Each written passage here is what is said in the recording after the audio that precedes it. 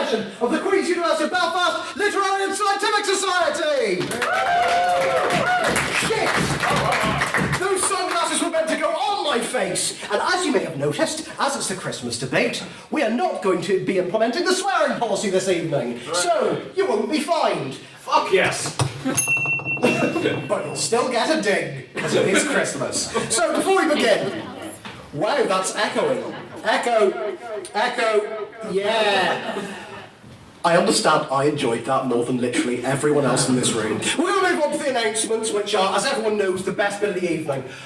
We've got the internal meeting. That is tomorrow at 5:30 in Club Room 5. If you want to have your say about what motions will be discussed next semester, come along to that. How do you put forward a motion? Follow that link to the spreadsheet or go to the event page and you can tippy-tap your motions into the spreadsheet. This will be discussed and whittled down with the aid of our wonderful internal convener, Mr. Russell Mann, and then we will release a term card. When? That's for me to know and you to not know. What's the next announcement? That's it. So... Can I... Yeah. Hi. Not many women in the room, but if you're interested in coming to the Women's IV, please hit me up at the end of this debate because we're going to register real soon. Thank you. Well, hey, I really wish I had my soundboard ready, because I think what this evening needs is unnecessary sound effects and a lot of noise. So, without further ado, we're going to move on with the evening and go to the minutes of last week's debate to be read by our secretary, Chloe Ferguson.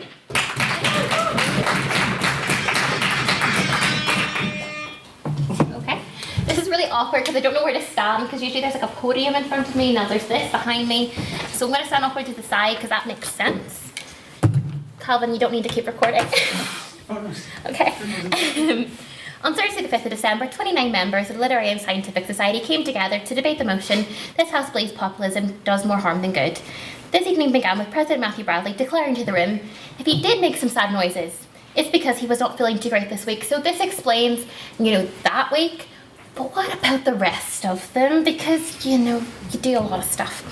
Okay, so, after announcements and minutes, Matthew made a move to bring the House into a round of private members' business, only for Conor McArdle and Ulka McSparron to crash into the room, pretending to be smashed. Pretending is the emphasis there. No. Ben Cavan began PMBs by asking the House if they had seen the Holy Land's incident with the car that week. You know the one, it was on QB Love. And how they think it was possible for a car to get into that position, although the President attested it wasn't him.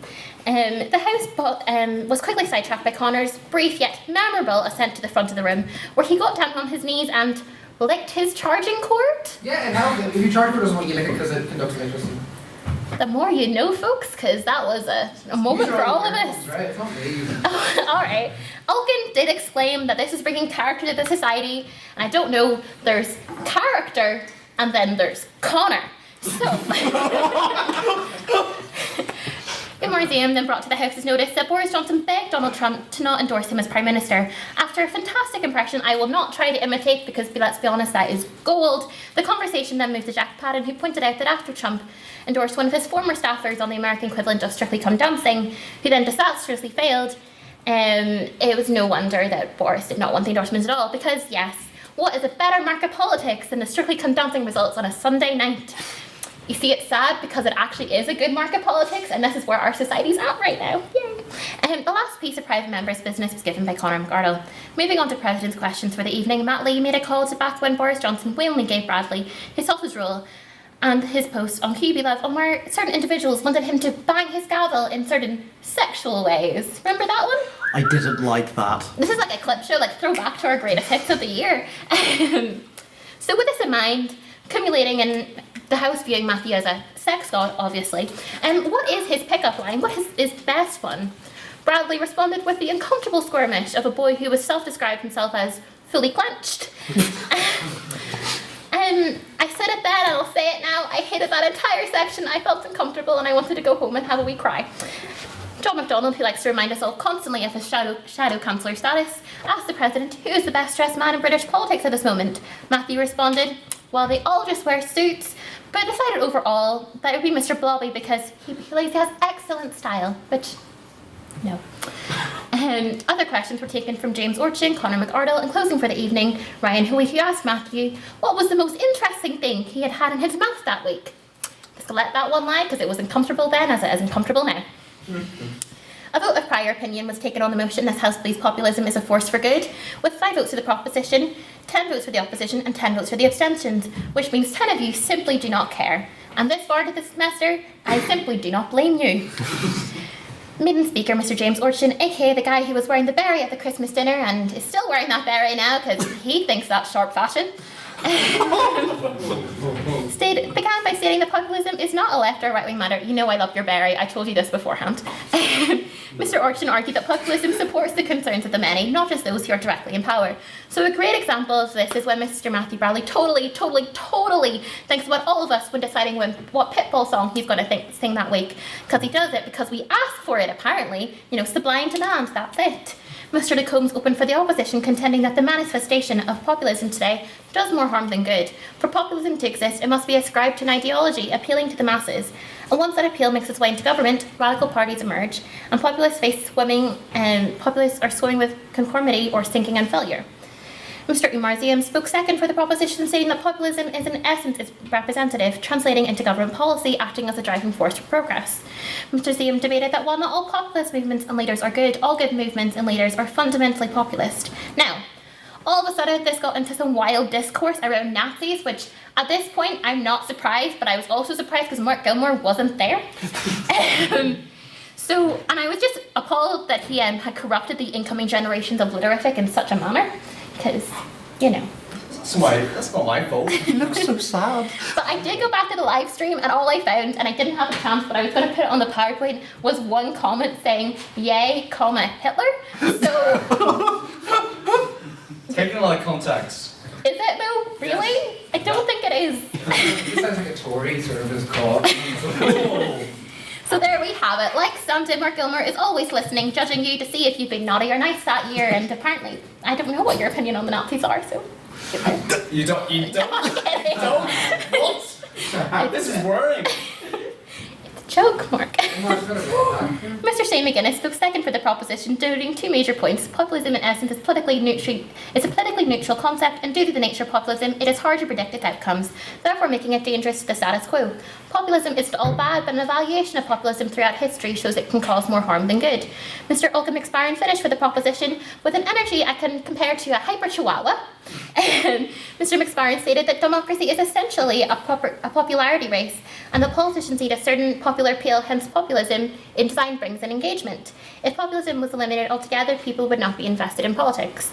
Mr. Chris Hubble did close the debate for the evening by giving the House a depiction of democracy. Mr. Hubble stated that instead of it being like water to the human body, it's more like Fanta Orange. It may refresh you, but destroys your insides on the process. And it gives you a horrible fake tan, according to himself. When populism comes to the fore, it gets easily corruptible, tending to shift towards authoritarianism and put power in the hands of the few. It was at this point in the evening where Mr. Ryan Hoey, in his all-out-there Christmas jumper, more out there than your two, knocked his bottle of Buckfast to the floor, which, to be honest, was a key indicator where we all were at spiritually and emotionally last week. Because I have never counted so many Buckfast bottles in one room with all of the Literific people in it. Questions were taken from Ben Cavan, John MacDonald, Jack Padden, Virginia Sweeney, Matthew Sullivan, HLM, and Ryan Hoey. After this, a vote of speakerability was taken on the motion this House believes populism is a force for good, with 9 votes for the proposition, 9 votes for the opposition, and 6 for the abstentions. A tie, again. How fun. May I take the minutes as read? Aye.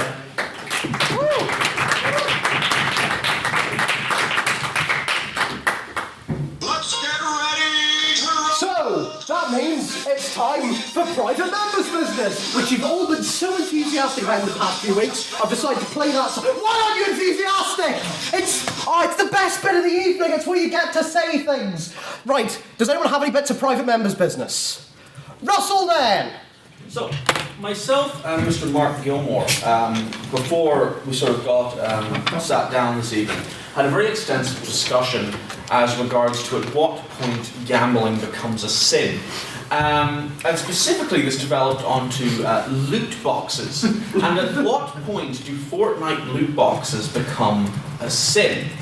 And we concluded that from a theological perspective, and I'm wondering if people agree with our analysis here, that a loot box becomes sin, not inherently in its purchase. Because if you purchase a loot box and will be perfectly happy with the outcome regardless of what it is, then that is fine. But it becomes a sin the second you are dissatisfied with the outcome. Because if you are dissatisfied with the outcome, it implies that you're giving your income over to gamble. Do people agree with this analysis? Oh, I wonder who wants to talk on this tonight. Yeah, I'll go to Hugh Dobbin first. I'd like you to say what you did your dissertation on. Well, firstly, there's a factual error in... Can you stand up, please? Oh, right, sorry. There's a factual error in Russell Nairn's analysis in that Fortnite doesn't use loot boxes. Oh, sorry, not Fortnite, just loot boxes in general. Loot boxes in general. And in terms of regarding whether or not it's a sin based on the fact of if you're satisfied with it, and the fact is, no one has ever purchased a loot box in a video game and been satisfied with it. There is only so many duplicates of the voice line for Winston you can collect before you give up entirely. We'll go to Shay Glasgow, HLM. Well, responding to Mr. Russell, Mr. Nairn's first point, you've talked about the outcomes and whether you're satisfied. Christian ethics aren't consequentialist, so you can just throw that out the window. They're act-based, so what you said was wrong. On the second point, Dante in the Divine Comedy places people who defraud other people in the lowest circle of hell, below people who are lustful, greedy, angry, violent, blasphemers. He puts people who defraud others in the very lowest circle of the worst punishment because he sees fraud and dishonesty offences as the worst sin of all. Fortnite loot boxes do defraud people. They defraud young people because they take advantage of their age to get money out of them, and therefore, although not quite in the same way Russell said, they are actually the worst sin that can be committed within Christian thought. We will go to Conor McArdle. I'd like to thank Pastor James McConnell for his inspired speech. I suppose it's interesting, but where does that end? It's a bit like if you go to a restaurant, you don't really know the restaurant, and you try the food, and the food isn't to your satisfaction. Is that thus the gamble that you've lost? You know, it's where does that thing end? There is an interesting point there. Loot boxes do represent a dangerous way for young people to sort of become introduced into the world of gambling. I recall my £6,000 exam period when I had an interest in online poker. I got mad. But it is highly, highly addictive, but I don't think we treat gambling with the danger and the understanding that it deserves to our society. We'll go to Russell Nairn, because you look very keen to rebut So that. this actually leads on to where our discussion led next. What? Which is, if a young person engages in gambling, at what point is that like wrong to say? Because you could theoretically say that, you know, playing with just something of no tangible value, like just chips that mean nothing, it isn't inherently wrong to do that because nothing is lost in the process unless you consider the actual act itself to be sin. But if you are a child and sweets are of particular importance to you, let's say you're after spending the entire night on Halloween gathering sweets, even if in other instances we wouldn't really consider it wrong to gamble with sweets, are you, by gambling with something of tangible value to you, doing something wrong by gambling away all of your sweets? Mark Gilmore. I'd like to address Mr. Glasgow's point that Christian ethics aren't consequentialist, and I have to agree, but perhaps he's misinterpreted this theory. This theory is not a consequentialist theory. Essentially, it is along the same line of the poor woman at the well giving just a penny, and his disciples look round and they say, well, you know, it's just a penny, it doesn't mean anything, but to her, it was everything. And in the same way, when we look at this theory, we have to analyse that to a child, a certain loot box from Fortnite could mean everything. And we need to analyse this and acknowledge that outcome, and acknowledge that that outcome directly is linked to the act. In the same way that the outcome of sweets is directly linked to the act of gambling for them. So that is, we're just addressing that consequentialist point there.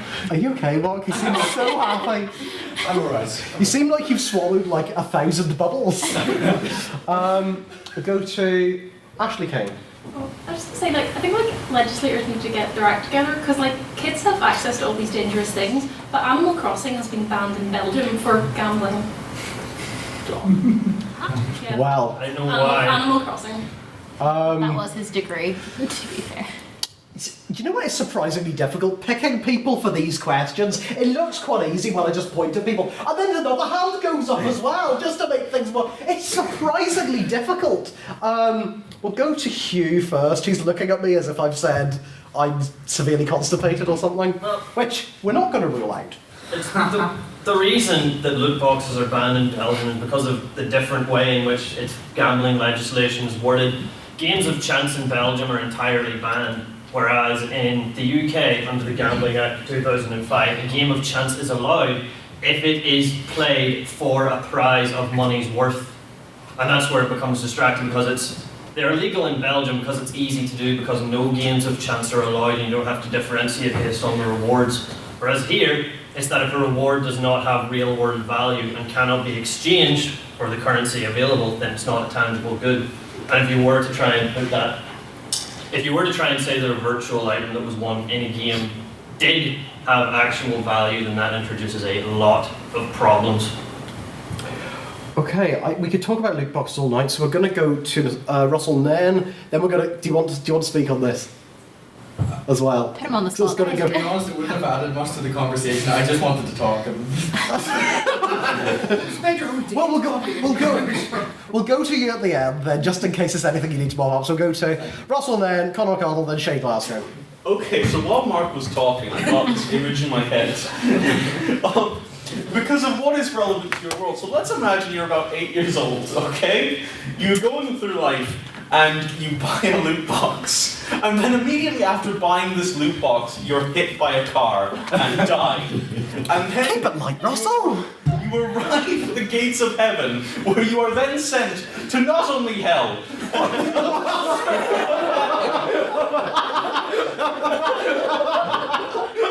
buying a loot box and getting Winston's voice. That is all I have to say. We'll go to the order, we'll go for Conor McConnell next. I'd also just like to take this opportunity to plug my poker night, which is the next Friday, if anybody would like to come along. And I think there's an element here as well, and yes, gambling is addictive, and gambling is wrong, but, you know, gambling's also fun, but it's also quite mirroring of real life. You know, you take a gamble every time you do something. You take a gamble and walk down the road and get run over or blew up or something. You know, life is inherently a risk-taking procedure, and gambling is just the sharp end of it. So, you know, but come on Friday night if you want to. This got very dark very quickly. You've got the 8-year-old being run over. You've got you being run over. Oh, £20 buy-in, alright. it's gonna be a sad Christmas this year, folks. Shay Glasgow. So, well, you know, the tragically comic image of a child dying in horrible circumstances and immediately being yeeted to the bottom circle of hell for playing Fortnite. You know, whether that's, well, it's certainly something. It actually leads me on to my next sort of somewhat serious point. The distinction to be made in Russell's original question about gambling being wrong, you know, the kids enjoying it. If two kids gambled away all their sweets together, there wouldn't be anything wrong committed, because the children don't have the capacity either to form consent to those kind of things or to be held liable for those kind of things because they're too young. The distinction comes where if someone who has capacity to understand what they're doing, when they defraud other people or take advantage of them in a dishonest way, it is wrong then. Also, just as a final comment unrelated to that, what Hugh said about digital items gaining value is actually it is really significant, and it's of much more significance than it even sounds like, and I think it's something that's going to be coming up more and more and more, whether things that effectively exist in the physical world only as ones and zeros, electronic signals on a circuit board, whether they can actually be said to have tangible value. It'll be interesting, I think. So for clarification, gambling is fine if you're too dense to know what's going on. That's the line. Yep. But yes, that's Yes. we took all that. Wonderful. We'll go to Ashley Kane. What's the difference between, let's say, the National Lottery and doing a charity raffle? Because with kids, like, charities are getting money and you're paying for the chance that you might win something. Like, what's the difference? Connor raised his hand very quickly. You was like- that What I long. have to raise here, and I know Hugh did his dissertation in this, but the Northern Irish draconian laws, which came, actually it's been a law came in recently up here, and because of that, Irish citizens in the north of this country cannot enter the Late Late Toy Show prize giving. Oh Or any Late Late Show. And people are like, oh, RT free state bastards, you're taking away our right to vote. It's actually not RT's fault. It's because RT knows that it contravenes gambling laws up here because it is not a game, there's no skill involved. It's simply, because the questions are so dense that you can't get it wrong. And if you do get it wrong, you shouldn't be watching TV. You were about to say you should be shot, weren't you? I know, hello microphone. No, but this is the thing, this is the problem in that it contravenes the gambling laws up here. Because it's such an easy question. So I don't know what that, you can answer it, but I just wanted to say that. I suppose the battle has been passed to Hugh. I have a quote here from Pope Francis. It says, St. Peter committed one of the greatest sins. He took his mother's debit card and used it to purchase 12,000 V-Bucks. And yet they made him Pope. Think about that. And I think at this point it's time to close that section of private member business. That's the first time a section of private member business has been clapped in quite a long time. Are there any other things people want to bring to the forefront? Hugh Dobbin. This is on a separate thing, and I apologise if due to it being Christmas there was supposed to be light-hearted private member business. Oh, well, that's a good discussion. Yeah, it's if this has been brought up the previous week when I've been here, very well may have been, so stop me if it was. There's been a lot of allegations over this election cycle that the BBC has been unbiased in its coverage. And I wondered if anyone had any thoughts on that, or if they were, and if this was discussed the previous week. Ooh, I don't think it has been. Any thoughts on the BBC? We'll go to Ultimate McSparrow first. I mean, the thing about the current BBC coverage is, has anyone here got the unfortunate experience of following Laura Kuenssberg on Facebook or Twitter? Yeah. Yeah, I've all had that experience, and I mean, like, it is literally like she's getting her facts from Fact Check UK at the minute. She was posting up something the other day about a Labour activist punching one of Matt Hancock's advisors, when it was literally say here, and there was actually no tangible proof, and it was later shown to be false. And there was actually a report done recently where of pop-up ads from major news networks, and the BBC was one. It was something like 60% are positive for the Conservative Party, 40% are negative, and it was the reverse for the Labour Party. So I think it would be safe to say the BBC probably haven't been totally impartial in this election. We'll go to Conor McDonald. I think the question of BBC's impartiality is sort of indicative of the media age that we're living in that news happens so fast. Laura Kuenssberg may have said this was one of her sources, she's seen it, she tweeted it out because it was such an important story, and then the facts emerge later on. And this is the problem with our 24-hour news cycle, with Twitter, Facebook, you name it. The facts are lost in the ability of people just to put out information and barrage information. So no, I don't think the BBC is inherently biased either way. I do think, however, the BBC is struggling to adapt to a new media environment, and that's the simple fact. That there's no Machiavellian sort of Tory supporting person pulling the strings behind it. It's simply something that she got wrong that is indicative of the news cycle that we're living in today. Shane Glasgow. I think what ought to be kept in mind is that the BBC, as like a corporation, is responsible for broadcasting the voices of an absolutely huge portfolio of newsreaders. And it's not just the newsreaders that are involved in producing the news, it's the production teams and the researchers and all that kind of stuff. So whilst I think there have been instances, especially with Laura Kuenssberg, of, you can look at yourselves, and of certain actors within the BBC acting in a way that is clearly biased, I think the corporation itself is in a difficult position. Because then, they're put in the position of a newsreader who they've maybe employed for 35 odd years. You can't just drop them. Equally, you can't just say no, you have no job, because I think cancel culture is one of the worst things in society at the minute, and that would be that. So they're stuck with that. But then the minute that they kind of admit more responsibility than is necessary, they kind of tarnish the cup that, in fairness to them, they've managed to keep fairly untarnished for nearly 100 years. You know, so they're in a bit of a difficult position with it and balancing things. But I think on the whole, they've done a good job. Any other thoughts? We'll go to Matthew Sullivan. So, on a related topic, another thing the BBC have done, which I think is quite unpleasant, is I believe it is a Snapchat story, which reads, "Politics can be a bit meh," and there's a picture of the Grinch, followed by a slide of a man with short hair and a speech bubble that says, "La," followed by the lines, "What's more important to you than politics?" which is voter suppression, specifically of young voters, because they are the target audience for those ads. Oh, we've had a curveball from here. Go to Russell now. Yeah, that is just voter suppression. That's horrible. I hate that. That is, like, if anything can be brought against the BBC, that kind of thing should not be what they're up to. But the point I generally wanted to make before that is the old line that is associated with the BBC is that if they get enough complaints from both sides, they're probably doing their job right. Recently, I think there's been this perception, especially in this general election, that the BBC is particularly biased against Labour right now.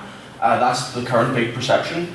But you have to start asking questions about where the interest of the BBC would be in regard to doing that. Because if you look at Boris Johnson currently, Boris Johnson has said that he would look into scrapping the licence fee, which is something that would be very much against the BBC's active interest.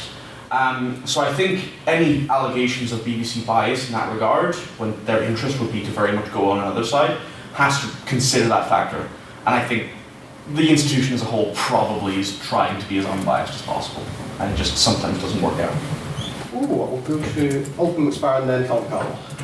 The licence fee actually is really interesting. However, that actually threat's been going on since 2009 during the general election campaign of David Cameron. And I think the Tories sort of use this as a sort of generic threat on the BBC that we will make it a pay per month system, but so that the BBC are worried about losing the licence fee, so do give them easier coverage. However, I think whenever it comes to the impartiality, we get equal complaints on both sides. There has been like a study done recently on BBC complaints, and I think it is still topping that Labour are getting more, or proportionately Labour supporters are getting more complaints than Conservative supporters, because I think it was Fiona Bruce in question time was seen as being easier on the Conservatives, and most of their top reporters are former Conservative members, if I remember correctly. I know Laura Kingsbury and Fiona Bruce are anyway, but fun fact.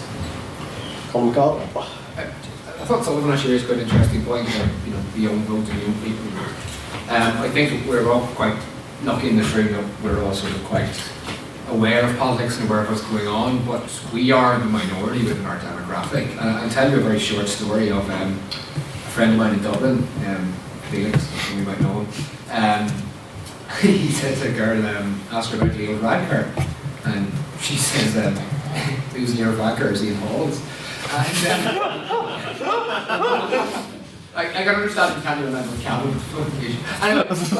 What this is illustrative of is young people are very, very disillusioned and very, very unaware of the intricacies of politics, and what that does, unfortunately, is attracts them to extremist positions and simple positions, and that's what you've seen in Britain. You've seen this push to the extremes. You've seen this Boris get Brexit done. Oh look, he's cool because he drives a JCB through hit bricks. Or Jeremy Corbyn. Oh, Jeremy Corbyn's so nice because for the many, not the few, he's going to build the motorways and trains and everything. So it's the simple messages they're trying to get through, and that's the danger when young people are completely disenfranchised. And I thought it was interesting point Sullivan. And yeah, that sort of tacky, hey kids, want to vote for me. It's just like that Steve Buscemi meme, he has a skateboard over his back. But I think it's just indicative of the side of living. We'll go to John McDonald briefly, then we're going to close off this private member's business. Just like a general point about the Snapchat story. How many people who wouldn't vote really follow the BBC on Snapchat? How many people follow the BBC on Snapchat? I didn't know you could follow people on Snapchat. Oh, there we have it. I think that's private members' business done. So before we move on to President's questions, I've been quite busy recently, so I didn't get to do something along the lines of what I did last year. I didn't get to do the Mad Christmas thing, so I couldn't think of something. So what I'm going to do instead is I'm going to go through the ideas I had. So there's one idea, and then I'm going to tell you the other ones. So just to know what you could have had if I wasn't up with loads of work last night, I made this at 4 a.m. I'm not proud of it. I want you to experience it.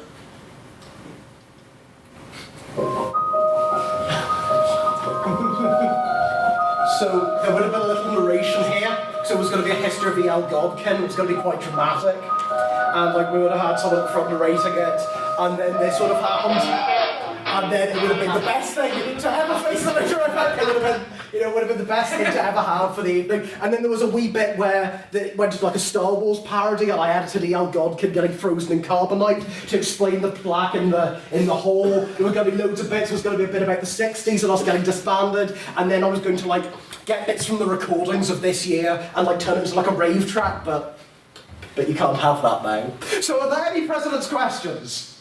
Hugh Dobbin. This requires like a confirmation first before I ask the actual question. Are you familiar with the incredibly old internet meme viral video titled Potion Seller? Vaguely, yes.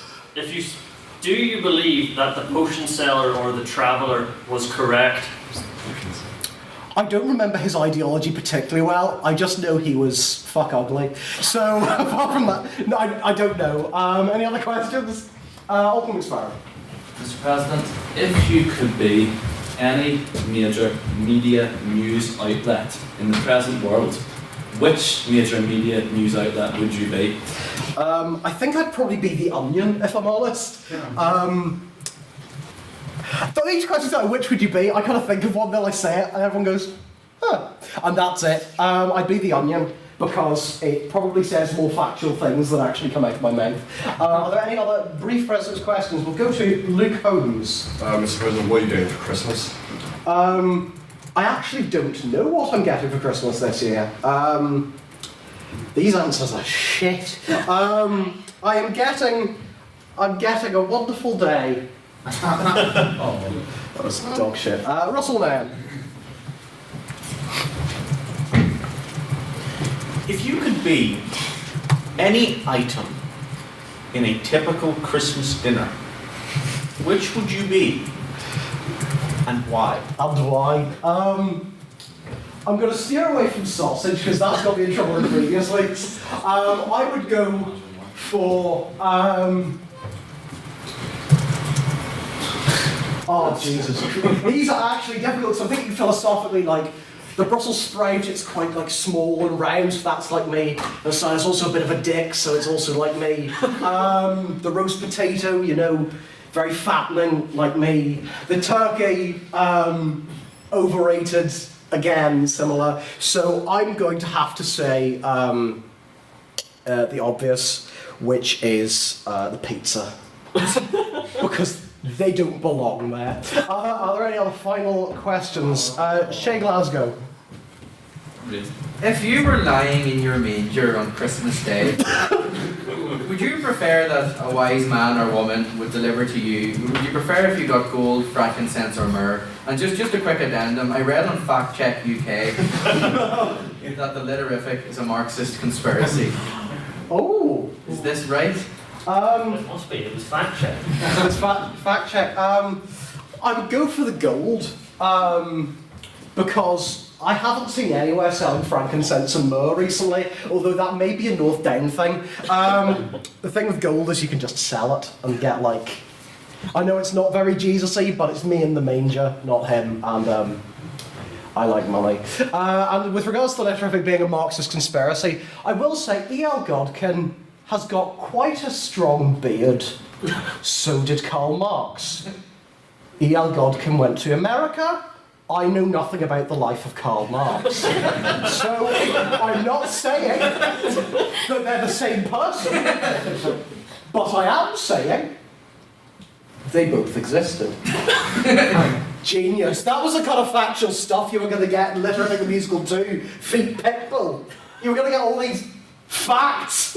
Are there any final questions? Because you're getting all the answers tonight. Alkin McSparrow. Mr. President, going back to the idea of you lying in a manger, let's say if you theoretically are the second coming and were indeed, our Lord and Saviour reincarnate, and let's say if 3 wise men had to come and visit you and gift you with something, who would the 3 wise men be, and what would you have them gift you with? Slightly blasphemous connotations aside, I think I'd go for 3 wise men would be Greg Davies, who would bring me a throne, like a proper Taskmaster throne. Pitbull, who would bring me the ability to turn just any words into a song. And the third would probably be, who's wise? Stephen Hawking? I don't know. He just... I mean, why are you picking holes in the fact that he's there? In this scenario, I'm the second coming of Christ, in almost like this wee, like, Jesus fetus type thing in a manger, being visited by Greg Davies, Pitbull, and Stephen Hawking. I was going to say Jesus couldn't make things come back to life, but then I realised he actually could. So. Yeah. That was a key element of his time. Yeah. So, Stephen Hawking's back, and he's going to bring me a curry. Russell, man.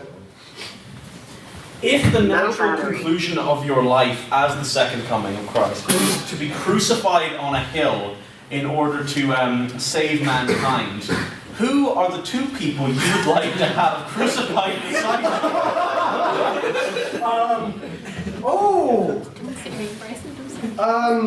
2 people to be crucified beside me. That was very different to where I thought it was going. I didn't know where I was going, but it wouldn't be that. I think... That's political. That's political. That's very political. That's very... wouldn't get out of the fridge. That's very political. I really want to know who these names are. Yeah. Ben Shapiro, he's thinking about... Keep in mind, you have to redeem one of them. Oh, fuck. I'm going to go for... I'm just going to pick 2 random names. I'm going to go for Matt Baker off The One Show and Daffy off N-Dubs. They're going to be the 2, just because I think if I was ever crucified, which I have been in a lecture, that... Turns it off. Oh, thank you very much. I was once crucified in the middle of an English lecture, and I still, to this day, do not know why I had to stand like this at the front of a room for what felt like about an hour. Was that Stephen Kelly? It was Stephen Kelly. It explains everything. I'm not sure. What was the question again? Who would they be, and then which one would you subsequently redeem? I don't think Matt Baker needs redeeming. I think he would have just got there by accident doing some feature on crossmakers in the countryside, which is the average One Show segment. He'll trot along and go, "Are you making a cross?" And then I will go, "Yes, I am." He'll, "Do you want me to carry that for you?" And then he goes up to the top of the hill, and there's the criminals all that he's fucked off, right? Criminals gone. Instead, they crucify Matt Baker, and he's leaving the One Show in spring. And yes, I am depressed. I know that. So yeah, it would have to redeem Dappy because he seems like. He just seems like scum. So that's going to draw President's questions to a close. And we move on to our first debate. This House believes the Galactic Empire did nothing wrong. A cheery Christmas motion. Yes, that's perfect. So to celebrate the release of the final Star Wars film, we have decided to put on this it's gone. It's got no, go back, right, I'm playing again, right? Yeah, there we go. So we've decided to celebrate using this motion. The first of what I'm going to describe as our morally dubious Christmas motions. So, please welcome to speak first for the proposition. My laptop screen's gone off. Now this requires a bit of context. So when we were going into this, there was an idea I had over the summer that I really wanted to do for the Christmas debate. Didn't have time to implement it as of yet. But I told this idea, or he told it to me at my graduation. Russell Nairn also had, independently of me, exactly the same idea. And I think it will strike you how independent this thought was. We both decided it would be funny for at the Christmas debate to give every single speaker a wrestler intro.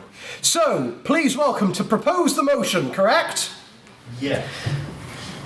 Oh, you're proposing the motion? Yes. I think so. Yes, You are.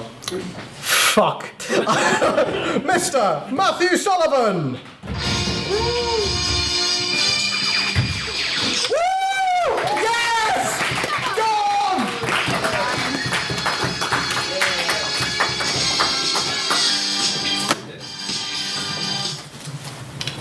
Members of the House. It is a sad fact that we live in a galaxy plagued by propaganda and lies. A post-truth galaxy with fake news, where we always believe the first side of the story that we hear and discard any and all evidence to the contrary. Because I, as a representative of your empire, have a commitment to the truth, unlike that Republican stooge over there, I will be answering all points of information offered during this speech. The rebellion has fed you lies. The rebellion has ensured that the only side of the story you have access to is their own warped perspective. These terrorists, because that's what they are, terrorists, would have you believe that our benevolent emperor is an evil man, but the Republic of yesteryear was somehow a functional system that brought happiness to its subjects rather than one ruled by self-interested, bureaucratic enemies of the people. Yes. Didn't your current empire also rule the Republic? I'll get onto that. That is answered later on in this. No. The rebellion are terrorists supported by a branch of religious extremists who, in the days of the Republic, were allowed free rein to indoctrinate children, to murder innocent citizens and Trade Federation officials. In fact, let's talk about the Republic for a bit and why the Empire is a great leap forward for our galaxy. The Republic was inefficient. It was controlled by an evil alliance of bureaucrats and theocrats and hierarchs, self-interested, weak individuals. When Naboo was besieged by the Trade Federation, what did the Republic do? Nothing. When child slaves were being bought and sold like chattel on the Rimworlds, what did the Jedi do? Nothing. And the Senate realized this. Faced with insurmountable evidence of their inability to help their citizens, and faced with mounting popular pressure, they elected our glorious Emperor, Sheev Palpatine, to take charge. And he's done a great job. Slavery ended up... Yes. What sort of name is she? The name of a glorious emperor. In the reign of our great Emperor Palpatine, slavery has been ended on the Rimworlds. Naboo has been freed from the clutches of the Trade Federation. Order has been restored to hundreds of worlds plagued by civil wars and strife. The military has been reformed from a weak and anemic yet surprisingly brutal force to a highly trained, highly precise force specialized in capturing the enemies of the Empire non-lethally and placing them on trial for their crimes. Even in a second, even in Republican propaganda films, it can be clearly seen that our boys in white stick to their training. They always fire their warning shots. A fact the rebel terrorists mercilessly exploit, might I add. Yes. Whenever the frigate carrying Princess Leia was captured, I could not help but notice that there was little to no mercy shown by the stormtroopers that attacked that whenever they gunned down the innocent rebels who admittedly are flawed but nonetheless were gunned down. And whenever they gunned down the large family, did that not in itself make young Luke Skywalker the fanatic that he became, which resulted in Yes, the I take your point. No, that's absolutely absurd. You're saying that our boys in white should stand idly by and after firing their warning shots, after these terrorists refuse to surrender, should just stand there and be shot? They should let criminals and terrorists like so-called Princess Leia. Don't know what she's a princess of. That one. Yes. No, but seriously, what kind of name is she?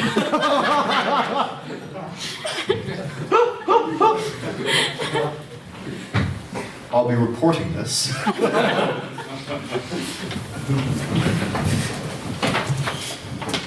Members of the House, proposition tonight. Sorry, the opposition tonight is a terrorist sympathizer. He will defend these terrorists who are out there right now murdering our soldiers, our boys in white and black and red and sometimes grey, committing horrible atrocities against civilian populations. They killed 1 million people when they destroyed the Death Star. 1 million innocent people. Yes. I'll take yours immediately after his. Flip. On that point, did you realise it's called the Death Star? I mean, you could say that they're just to be blamed anyway. No, just because something's called a Death Star doesn't mean it's evil. That's just Republican rebellion propaganda. No. The Death Star is called the Death Star after its inventor, Henry Death. Mr. McCarthy. I don't pretend to know much about your Trek wars. Shame. Well, I want to put the point about terrorism is often objective or subjective, and it's used by malignant organisations to justify heinous acts to clamp down. That's true. I take your point. But unfortunately, in this case, it is just objectively true that they are terrorists. You can check this by checking the official Empire propaganda website. Sorry, fact-checking website. It's called Fact Check Galactic. Look, when the opposition speaks tonight, don't fall for their apologia.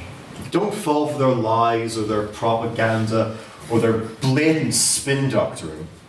Serve the Emperor and the Empire loyally, as all good citizens should, and vote for the proposition tonight. Thank you. Thank you very much, Matthew Sullivan, for your speech. Now, I'm going to welcome up the person who specifically requested a song for their introduction, and in doing something that I'm looking forward to more than you can imagine. Please welcome Jay Radcliffe. It's meant to start. No. It should be starting. Any second now. I'm on the ground already.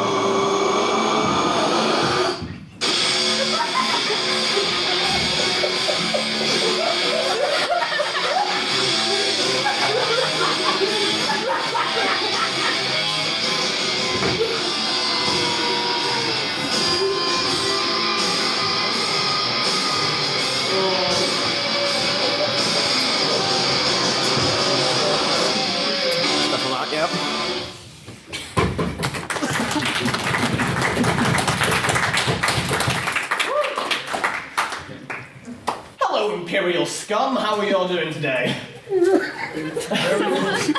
Yeah. On that point, does that count as like part of the speech?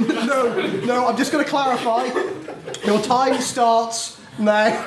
Sup, Imperial scum. I'm here today to tell you all about exactly why the Galactic Empire is some of the most evil organizations to ever exist in our great galaxy. Now, I'll begin with some things you're probably all very aware of, and that our local war correspondent will likely firmly deny. The greatest example of the Empire's atrocity, of course, being the mysterious disappearance of an entire fucking planet. Alderaan was destroyed scant weeks after the completion of the Death Star, And admittedly, we only have the word of Princess Leia, who is the only survivor of that planet, but that was a planet that had over 2 billion people on it. Any sensitive Force user in the entire galaxy could tell you that on that day, they sensed over 2 billion people's souls just blink out. The voices crying out in agony. How can any empire hope to deny that? On that point. We'll go with Shay, he hasn't said much yet. Well, if you say that this Death Star exists, then where's the orbital debris? Where's the evidence that it was built? Where is it? Here.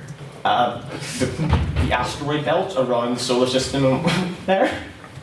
It's quite new, actually. It's a wonderful tourist attraction, but terrifying to go if you don't understand it. And other interesting atrocities that the Empire has committed include the sterilization of an entire planet of Geonosians, sterilization of an entire planet for merely trying to act out.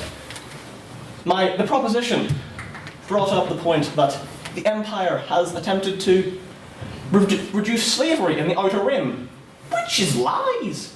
Not only have they not tried to stop slavery whatsoever, they are in fact working with several criminal organizations in the Outer Rim, such as the infamous Hutt family. On that point, Go on.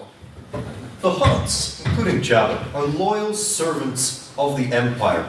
And I'll have you know that Jabba the Hutt was the victim of a terrible attack by a rebel terrorist, Luke Skywalker's so-called Jedi, who murdered 2 guards, 2 bouncers, cold blood. They were murdered in retaliation after a member of that organization was captured by Jabba the Hutt under orders from your Empire, specifically under orders from this Vader individual, who appears to be Palpatine's right-hand man. Palpatine himself, as many of you may be aware, served in the Republic prior to becoming Emperor of the Galactic Empire. He was a senator for Naboo, and a little-known fact is that he was manipulating the majority of the events between the films, what are those, leading up to that. He encouraged the Trade Federation to blockade Naboo. On that point. We'll take Alkin this time. Name one politician in the entire Galactic Senate that was not slightly manipulative. Like Bail Organa, he put out this lovely image to the public, but in actuality, like there's a couple of stories about what he did in the Clone Wars, and they're seriously questioned. And another question: who is this Snoke fella? Now. Snoke's someone. We've not really told about him. I've already got bisected at one point. Not sure what that's about. But anyway, Senator Palpatine committed several atrocities during his time. Whenever he was utilising the clone army during the Clone Wars after the New, he implanted an engram chip into every single clone trooper's head.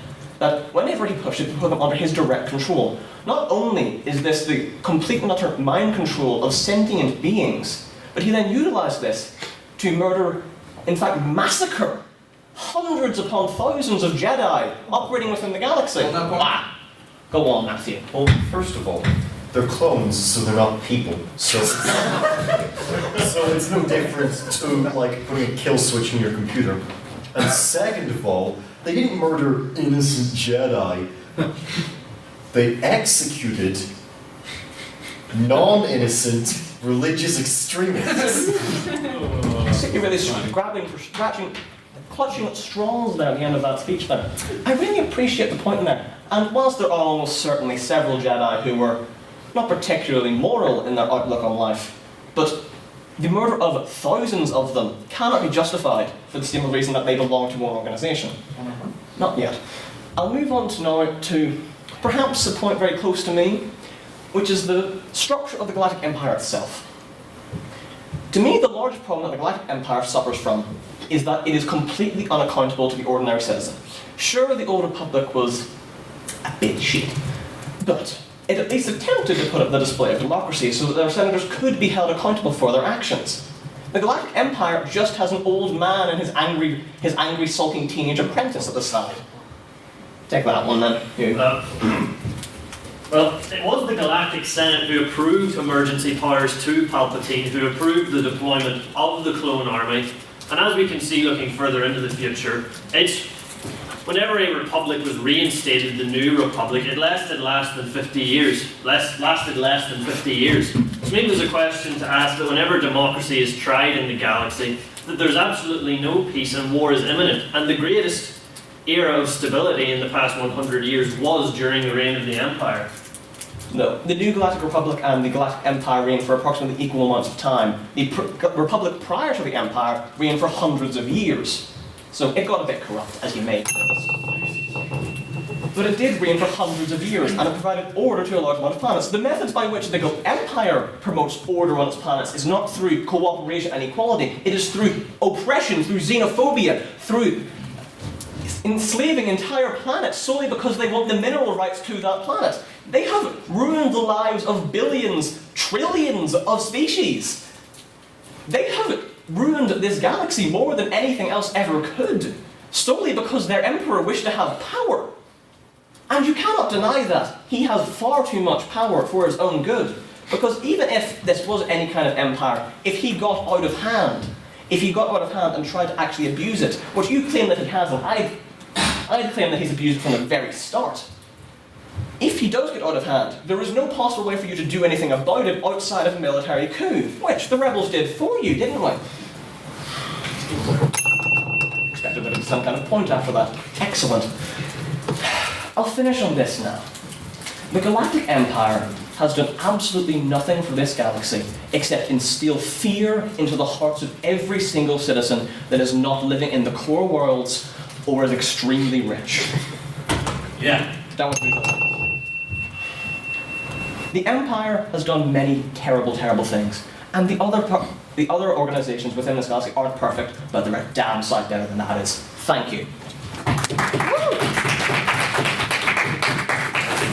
Thank you very much for your speech. Now, we won't have time for many questions, but if you do have questions for the proposition, please raise your hand. Hugh Dobbin. I'd like to say what you have, like you give great admiration to the stormtroopers, the boys in white, as you call them. So I'd like to know how you'd respond to the fact that the Empire is a human supremacist organisation. It seeks to wipe out other races. It does not let non-humans serve in its military. And that they are, for lack of a better term, complete space Nazis in every sense of the word. They've never been very subtle about that. And how you respond to the way that the Empire treats other races. No. The idea that the Empire is racist is patently ridiculous. Take the example of the utterly homogeneous Republican Army, literally clones of the same person. The Empire's diversity is far, far greater. Take the Trade Federation's army, legions of identical droids. No. The Empire lets any human between the height of like 6 foot and like 6'6", I guess, be a stormtrooper. And besides that, the fact that there's so few aliens about isn't because like there's a human supremacist agenda. It's just because there's not that many aliens. It was the exact same thing in the Republic. Opposition to respond.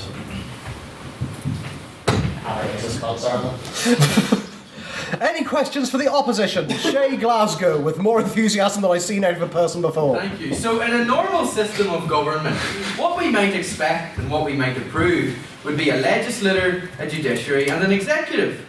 And the Empire has all that. It has a legislature, the Imperial Senate, an executive, the Emperor himself, and a judiciary. But the Republic had all of that, and a fourth branch of government, a cult of 10,000 warrior wizard space monks who play a key role in policy making within the Galactic Republic and actively joke about negotiating down the end of their laser swords. I'm not sure that this is the type of system that anyone should be advocating for. It's good that the Jedi are dead.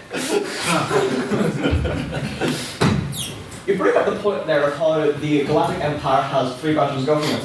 It really doesn't. The Senate was in fact abolished at the start of A New Hope's book movie. It was actually. Even before then, it only had ceremonial powers. But back onto your point of the Galactic Republic itself, and the Galactic Republic is not a good system. It's not even competent. But the fourth branch of government within it, the Jedi Order, followed a policy of non-interference in politics within that. Except for Clone Wars. With a notable exception of the Clone Wars, yes. With a notable exception, but throughout the entirety of Republic's history, they attempted to stay out of it.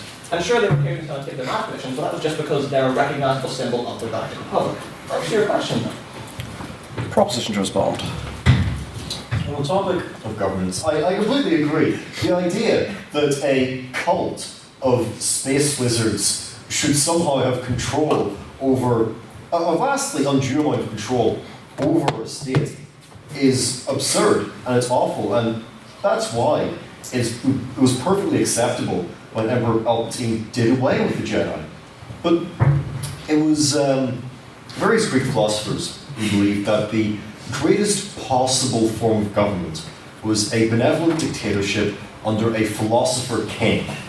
And who better a philosopher king than the greatest force user who has ever lived and who ever will live, and who is also not just a king, but an emperor, and who has never committed an evil act in his life. I love the emperor, as does every loyal citizen of our empire. So, do we have any abstaining questions? Olcom McSparron, and then we will end this. Look, from having listened to both of your statements, I think it's safe to say that the Galactic Empire, whilst well-meaning, is flawed. And it's safe to say that the Republic, too, whilst well-meaning, didn't really do anything for a couple of thousand years, and then it sort of came back, and then it kind of got conquered by the First Order, so it wasn't really that great too. So in a purely hypothetical situation, and the Emperor is a powerful figure, I won't deny that, with his space wizardry and his underlying Darth Vader too, seems to also be able to choke people from a far distance and just do sort of wizard shit, which is pretty cool.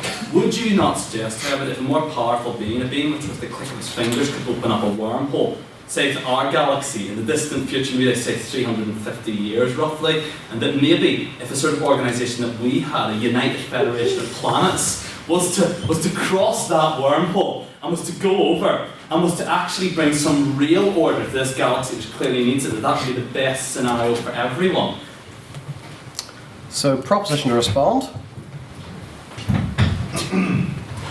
Well, given the heights of power that our emperor has achieved in the past few decades of his life, I don't think it's unreasonable to say that given a few centuries, he could far outstrip the Q. And if such a Q invasion were to occur, he would simply destroy them, he would transport himself to this galaxy, and he would establish the Bigalactic Empire. Oh, so, what? I think you're telling me to stop. J. Radcliffe. I would tend to agree that I believe you're referring to the fictional series Star Trek, yes? Fiction? Well, it's a piece of fiction within the Star Wars universe, yes, I say. That would be a preferable alternative to both the Republic and the Galactic Empire, and in fact, I'd argue that the Federation is the antithesis of everything that the Galactic Empire stands for. And on that note, we must wrap up the debate and bring ourselves to the vote on speaker... Fuck, I forgot to do the vote of prior opinion. Vote on speakerability! So, if you believe that the Galactic Empire did nothing wrong, please raise your hand and say... I can't think of a Star Wars catchphrase. I can't think of a Star Wars... Yeah, McClunky! Nine. It was essential to the plot. All those who wish to oppose the motion the Galactic Empire did nothing wrong, please raise your hands and say no! Five. Yeah, 5. And all those who wish to abstain, please raise your hands and say yippee! Yippee! 3. Quote from Anakin Skywalker. Where? Any prequel reference? Could you please read back the vote? A vote on speakerability was taken on that motion. This House believes the Galactic Empire had done nothing wrong. With 9 votes for the proposition, 5 votes for the opposition, and 3 abstentions, the proposition has it. The proposition has it, everyone! So, point out the Empire were the good guys all along. So, that brings us on swiftly to our next debate, which is... This is my new photo.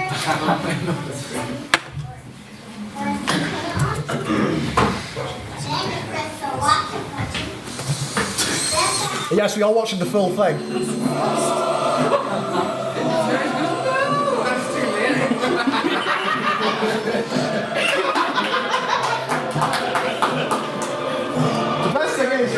The dog gets all like, oh no. That's the second time that video's been shown in the house, and both times it got a round of applause. So yes, this house loves Christmas surprises, and don't you know it? We've got one extra Christmas surprise for you all. So who are the speakers of this debate? So whose proposition? That would be I. Proposition is Hugh Dobbin, and opposition is Conor McArdle. Not anymore! You are swapping around! What? Yeah! Surprise!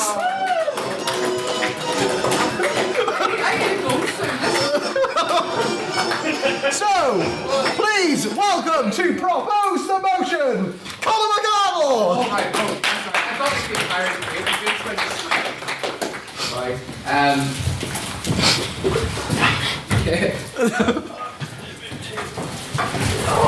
Do the opposite of your arguments. Big brain thinking winner. Right. Yeah. Ready? Yeah. Stop. Yeah, I fucking love Christmas surprises. Right? Like without surprises, what would be the point of life? Like if you knew your entire life, like what was the actual point? And Christmas surprises are just a specific time of surprise, that time of year. And that was a surprise. It's going to take many years of therapy to get over that. I don't know if I can, but it was still a surprise. It's still one of those things you'll talk about in years to come. When your child says, "Daddy, why do you never go back to the PFC?" and stuff. It's a reason. But Christmas surprises are very, very inherently supportive to our mainstream capitalist society because they encourage us to engage in gift giving. Which are brilliant surprises. I mean, like if you knew your presents every year, what would be the point? I'll tell you a story. The best Christmas present I ever got was a trampoline appeared in my back garden.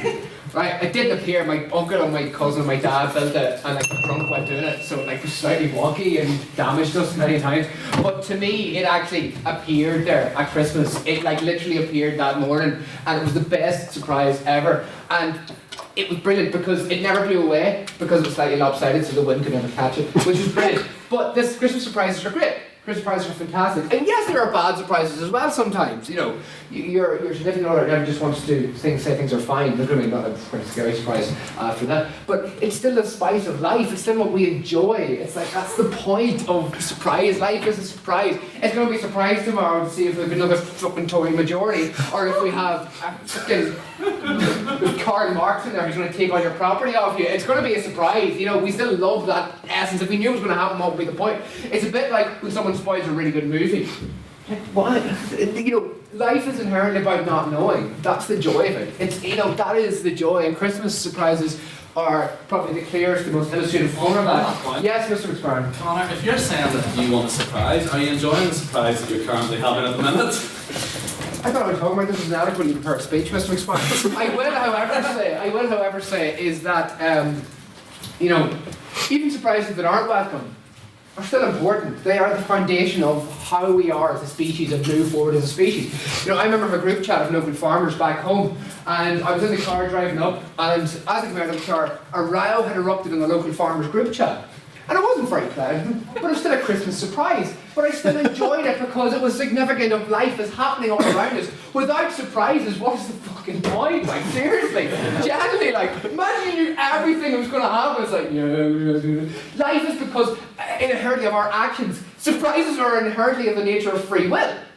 Surprises represent free will. Because without surprises, without our ability to create our own destiny, which is a surprise to ourselves, how are we to understand the point of life? And I'm sure my Christian friends over here, Mr. Shea and Mr. Nazi Man, We all appreciate surprises, okay? Actually, On that point, yes, Mr. Glasgow. but what if your Christmas surprise was that, you know, you've lost your job and your wife has left you and you have cancer? You know, like, that's not a very good Christmas surprise. Yeah, but Mr. Glasgow, I'm sure you're familiar with utilitarianism. On the whole, Christmas surprises, you have an unlucky fucker who's on that one mode, and that'll be a bad day. But then you have, I don't know, Matthew Bradley gets his new Doctor Who toy tomorrow, but I don't know, you have those good surprises which echo all around the world. So on balance, yes, Mr. McNairn. What if, Mr. McNairn, what if your Christmas surprise was being sent to the lowest circle of hell for buying a loot?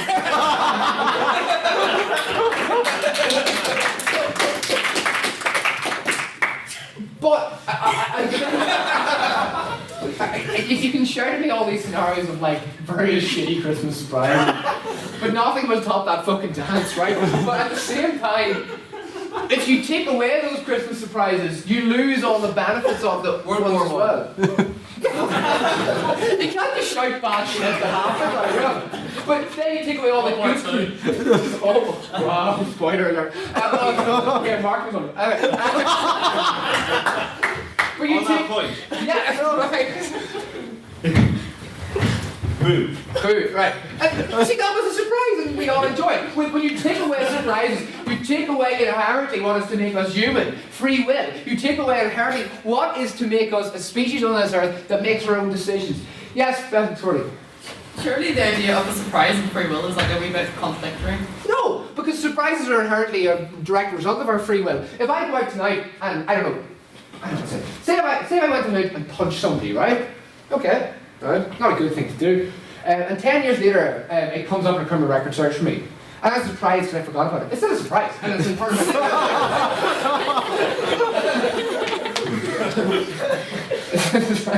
I have many bad debate for this. Like tonight, for example, that fucker changed them around, and I'm stuck. I didn't ever recognize him first, but still, surprises are inherently fun. They're enjoyable. They make us happy. They make us sad, but they still make us appreciate life. And without that, you know, what is the actual point?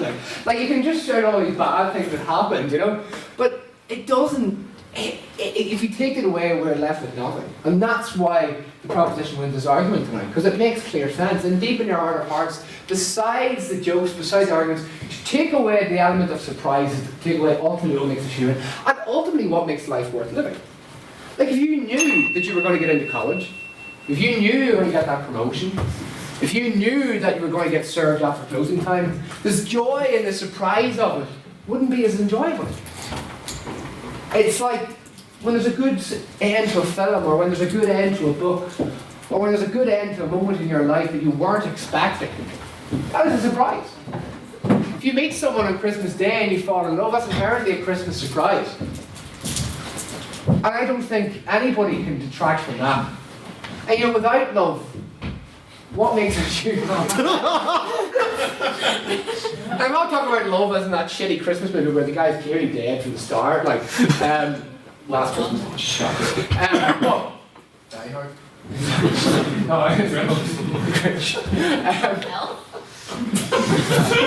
but what I will say, folks, is that, you know, with Christmas surprises, yes, there will be bad surprises. There will be someone dressed as Kiss on the lecture theatre dancing around. But there will also be joy, there'll be happiness, and there ultimately will not be sadness. And I think we can accept that and we can understand that to stop people like Mark gaining power, we must prevent them from taking away our element of surprise. Because in Nazi Germany there was no smashing rules.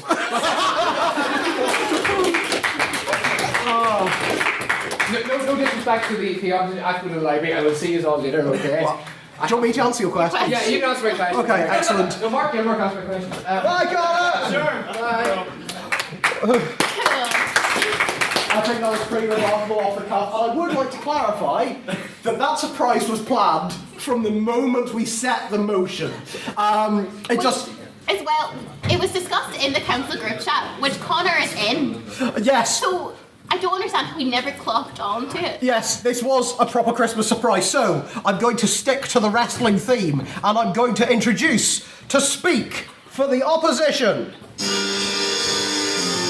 Members of the Literific, please welcome to speak for the opposition, the one, the only, Hugh Dobbin!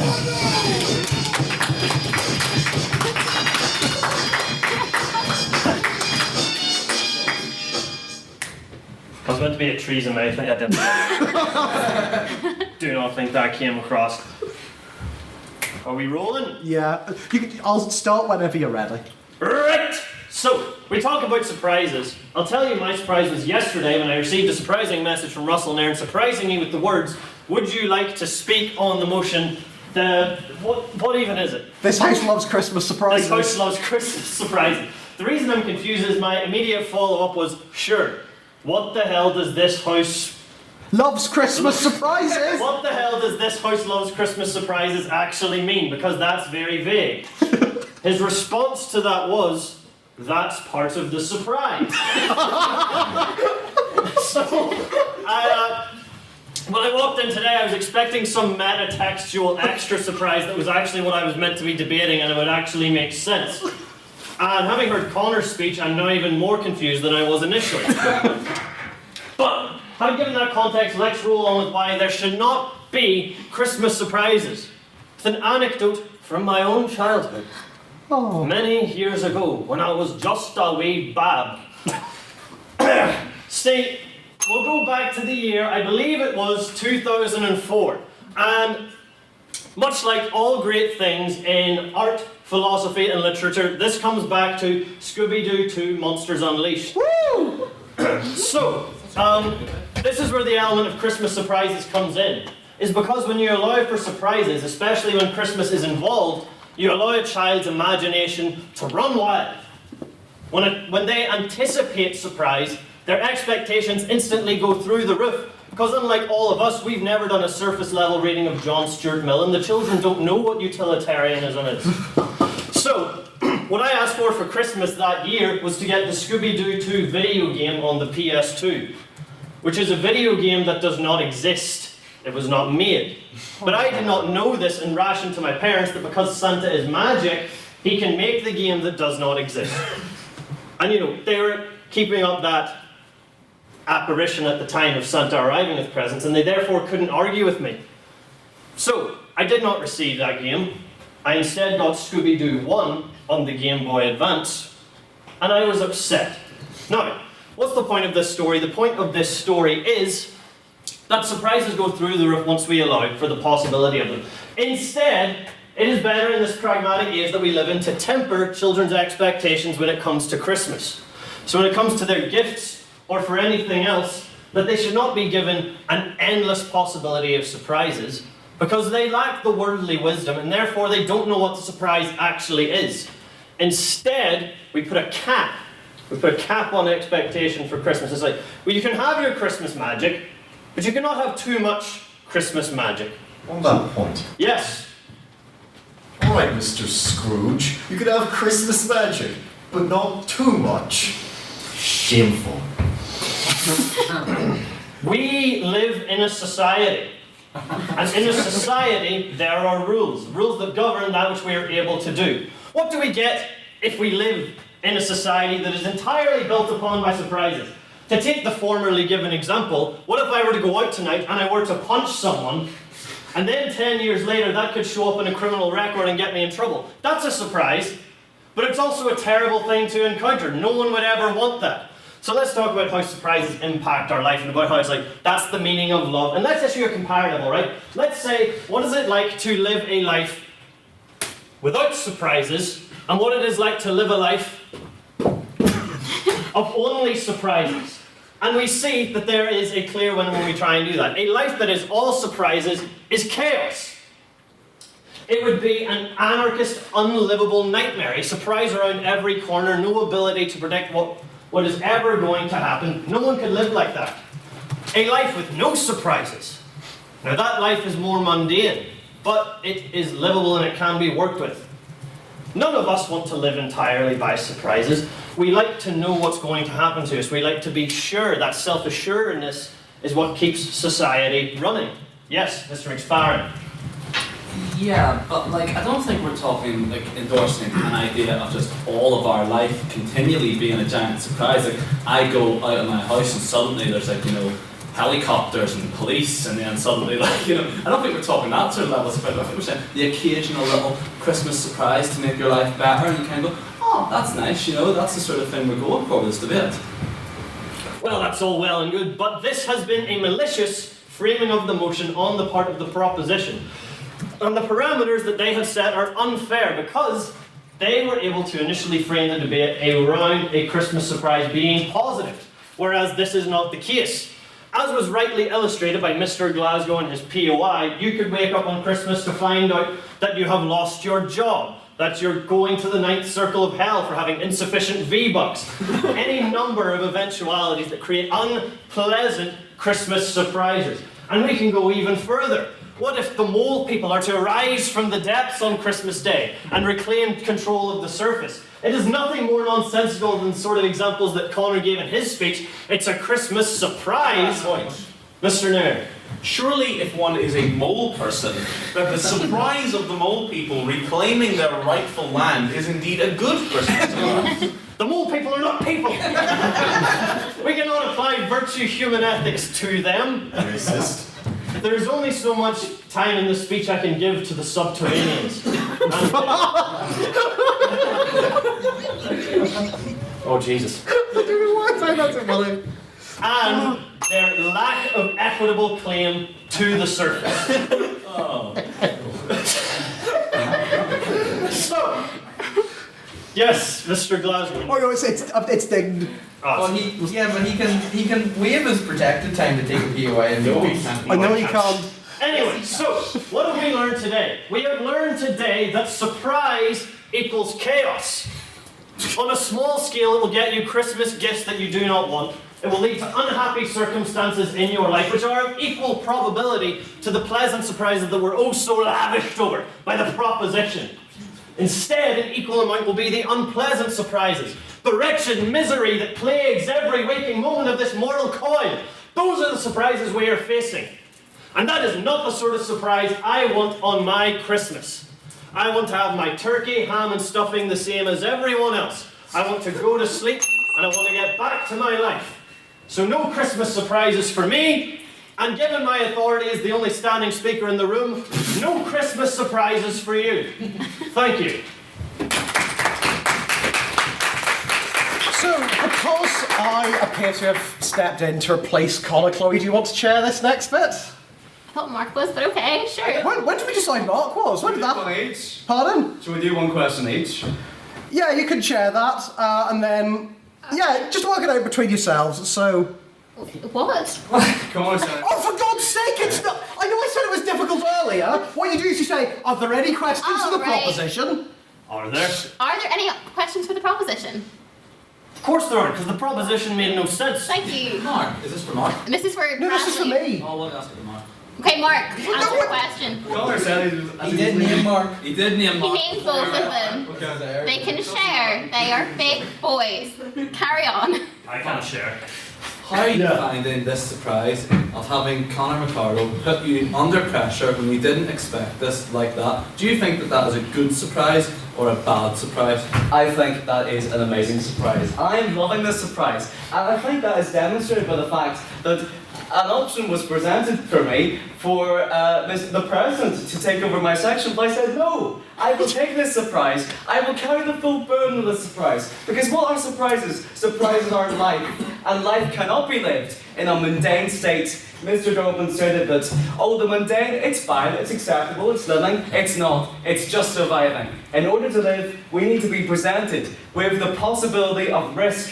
And if we do not have risk in our lives, then life is not lived. A famous saying is, without risk, you can do nothing. Without risk, nothing gets any further. And such is with surprises. And I think it's unfair to frame this debate in a way that is fully surprises and it's no surprises. I think it's much better to frame it as you've got one foot in order and one foot in chaos, and you just have to accept on the condition of Christmas festively surprises, yay! All right, response from Neil. Why are you cheering if I'm not answering? The other thing. Well, no, Yeah, it's your go.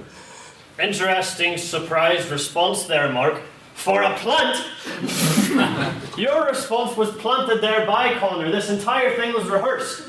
He has spat in the face of his very own argument by planting a rehearsed response because he cannot deal with the reality of surprises and that they will make life harder. The proposition themselves have defeated their own case by relying upon predicting rather than allowing themselves to be surprised because it is unsustainable, especially at this time of year. Are there any questions for the opposition? We'll go to Shay Glasgow. Thank you. Just a quick point. If he's a plant, if Connor would only have time to plant him if he knew what the motion was going to be in advance and knew his position. It would mean that you were also a plant. Here. That actually wasn't my question. Here. Sorry, I just wanted to point it out. My question, Mr. Grinch. Surely your views are somewhat of a self-defeating prophecy. Because if you hate Christmas surprises, you must hate Christmas itself. Because the originating event of Christmas, the birth of Jesus, was itself a Christmas surprise. As if our interpretation of Christmas these days is not far removed enough from the birth of Christ. The birth of Jesus was a surprise, certainly, but not something that could be relied upon to use as a surprise in this context. Now, I forgot the original. That I hate Christmas? I do not hate Christmas. But the idea that a holiday can only be a surprise is a farce.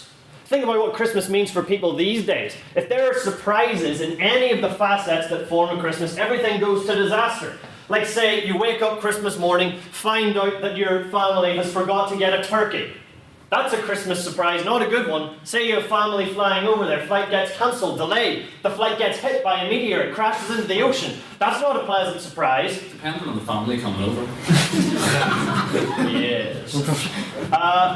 The gifts. Your house burns down. You have no gifts, not a pleasant surprise. You talk about every element of Christmas being a surprise, but if we take every element of Christmas as a certainty of being a surprise, then the number of negative outcomes increase. Whereas all the similar facets of Christmas can be planned for, and if we rely upon them not being surprises, there's a far greater probability of a positive and happy outcome that allows us all to enjoy this festive time of year. Okay. I've heard it all this evening. Are there any questions? Can I respond? Yeah. Oh. Hang on, what? I've lost track of what was happening. That was for. That was. Yeah. Yeah, that was for. Yeah. Oh yes. Sorry, I've had a Christmas surprise. Hey, and this, in essence, is part of surprises in general, because Christmas can't happen without surprises. Take this surprise earlier, that, of me standing on top of this. None of you expected that, so you're loving it. See? I don't like it. Of course you don't. I had a wee surprise earlier. My wee surprise was inside my Santa hat is a smaller Santa hat. Oh my god! Which I will now present the present. Your tiny Santa hat. Thank you so much! See how much he loves that? That is the magic of Christmas surprises. Would you deprive his smiling little face of that Christmas surprise? Yes. The prop would, because they cannot stand any form of living that is not predictable. Is not completely within the realms of possibility. They kill Christmas magic, and it is a travesty. I'll tell you what you get when you. I'll tell you what you get when everything is predictable. You get spoiled brats expecting presents. You get children expecting iPhones for Christmas for being bad all year, and it's against the Christmas spirit, and it's against everything that Jesus stood for, and it's wrong. Are you sure you're not a plant? That's very well rehearsed. Yeah, but wasn't I just say the other day I'd love a wee hat? I literally said I'd love a wee hat, and now I've got a wee hat. Are there any abstaining questions? Pepper Hobbs. So, in this world, let's imagine that you've written up your Christmas list and you've asked for a pony, right? Because little girls love asking for ponies. Classic stereotype. So, you've asked Santa for a little horse, a little pony, and the surprise is either that it happens or it doesn't. So, I would ask both the opposition and the proposition, would you rather a world in which you have to directly tell the child you will not be getting a horse? Or would you prefer a world where, if the child asks for a horse, the horse must arrive, and therefore the world is plagued by lots of unknown ponies because of friendless Christmases? Which is a better world? So, go. Yeah, opposition to respond. Let's do that. What are you doing? I'm trying to fit this so that it won't fall off my head using an elastic band. Go ahead, just don't mind me. Okay, fine. Well, to answer your question, you tell them they can't have the bleeding pony. It's as simple as that. That eliminates the element of surprise when you tell them they can't. And that feeds in directly to Mark's point where he says that by not having surprises, we're going to create a generation of spoiled brats. We're going to create a generation of spoiled brats if we don't tell them when they can't have something.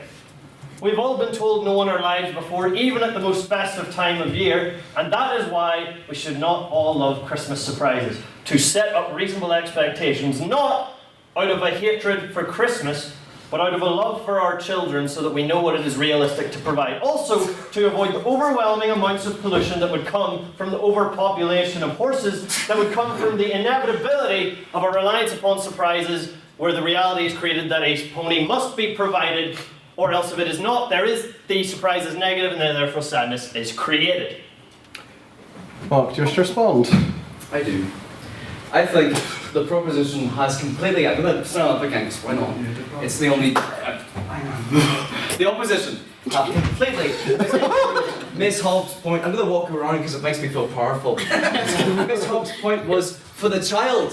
That would be a surprise, and that's why surprises are necessary. Because in a world where that child can't be surprised, you would have to provide them with a pony. You would have to create a world in which pony of the population was alive. I'm barking. No back and forth, even though it's Christmas. It's a surprise and I loved it, because this is part of life. But you would have to you'd have to tell the child, no, I will get you your pony, because otherwise the child would be surprised. The child would be negatively surprised. And that creates a world in which you can't grow. You can't grow if you're never surprised. There's no magic if you're never surprised. So positive or negative, surprises work for the good of life, work for the good of existence, and work for the good of Christmas. Thank you. This man suffers from pony traumatic stress disorder. Don't you dare! Okay, before we move on to the vote, because I think we've got a lot to process here, can we thank all three of our speakers this evening for the torture we put them through. So, I'm giving really good speeches.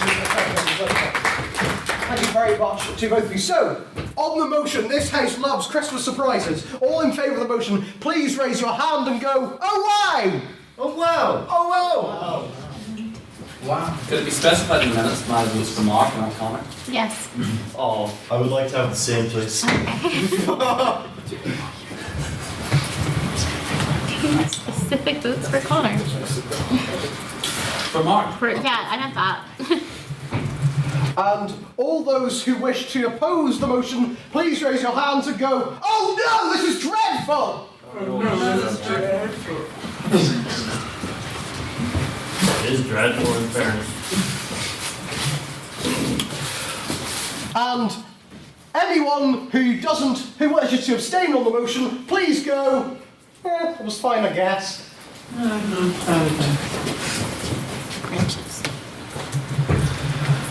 Madam Secretary, please read back that vote. A vote with speaker ability on the motion, this House loves Christmas surprises, has 10 votes for the proposition, 6 votes for the opposition, and 2 abstentions. So Connor/Mark have got it. Connor/Mark have got it! That was very surprising. So, time is racing towards us. Till we move on to the next debate. I was trying to make that into a Mulan reference, but failed. But what is the next debate? I hear you cry. It's this house would bully Rudolph. So, this is the next debate of the evening. So, please welcome to propose the motion. And yes, they are getting a wrestler intro. Russell Dan!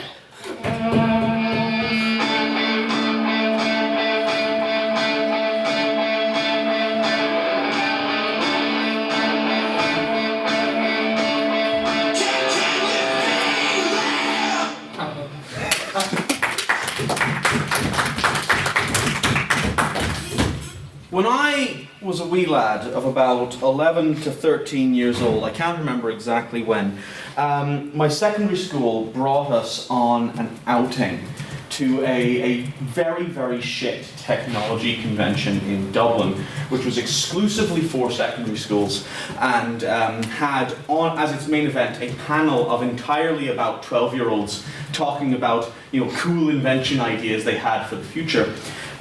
This panel featured such amazing moments as one girl saying, "Teleporters, why don't we just make them like?"